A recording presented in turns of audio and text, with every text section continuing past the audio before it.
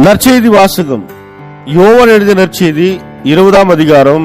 ஆண்டவரின் உயிருள்ள வார்த்தைகள் 1, 2 மற்றும் 11-18 முடிய. வாரத்தில் முதல் நாள் அன்று விடியற் காலையில் இருள் நீங்கும் முன்பே மகதலே மரியாள் கல்லறைக்கு சென்றார். கல்லறை வாயிலில் இருந்த கல் அகற்றப்பட்டிருப்பதை கண்டார். எனவே அவர் சீமோன் பேதுருவிடமும் இயேசு தனி அன்பு கொண்டிருந்த மற்ற சீடரும் வந்து, ஆண்டவரை கல்லறையிலிருந்து யாரோ எடுத்துக்கொண்டு போய்விட்டனர், அவரை எங்கே கொண்டு வைத்தனரோ எங்களுக்கு தெரியவில்லை என்றார். மரியா கல்லறைக்கு வெளியே நின்று அழுது கொண்டிருந்தார். அழுது கொண்டே கல்லறைக்குள் குனிந்து பார்த்தார். அங்கே வெண்ணாடை அணிந்த 2 வானதூதரை அவர் கண்டார். இயேசுவின் உடலை வைத்திருந்த இடத்தில் ஒருவர் தலைமாட்டிலும் மற்றவர் கால் மாட்டிலுமாக அவர்கள் அமர்ந்திருந்தார்கள். அவர்கள் மரியாவிடம், அம்மா, ஏன் அழுகிறீர் என்று கேட்டார்கள்.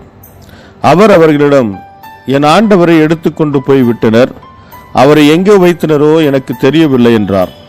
இப்படி சொல்லிவிட்டு அவர் திரும்பி பார்த்தபோது இயேசு நிற்பதை கண்டார். ஆனால் அங்கு நிற்பவர் இயேசு என்று அவர் அறிந்து கொள்ளவில்லை.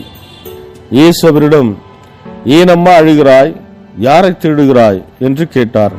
மரியா அவரை தோட்டக்காரர் என்று நினைத்து அவரிடம், ஐயா, நீர் அவரை தூக்கி கொண்டு போயிருந்தால் எங்கே வைத்தீர் என சொல்லும், நான் அவரை எடுத்து செல்வேன் என்றார்.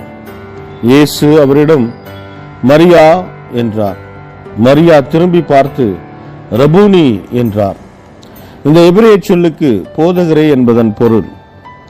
இயேசு அவரிடம், என்னை இப்படி பற்றி கொள்ளாதே, நான் என் தந்தையிடம் இன்னும் செல்லவில்லை.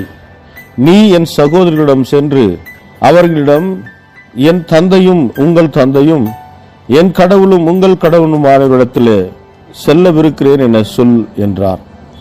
மகதலே மரியா சீடரிடம் சென்று, நான் ஆண்டவரை கண்டேன் என்றார். தம்மிடம் இயேசு கூறியவற்றை அவரிடம் சொன்னார். இது வாழ்வு தரும் கிறிஸ்துவின் நற்செய்தி. கிறிஸ்துவே உமக்கு புகழ்.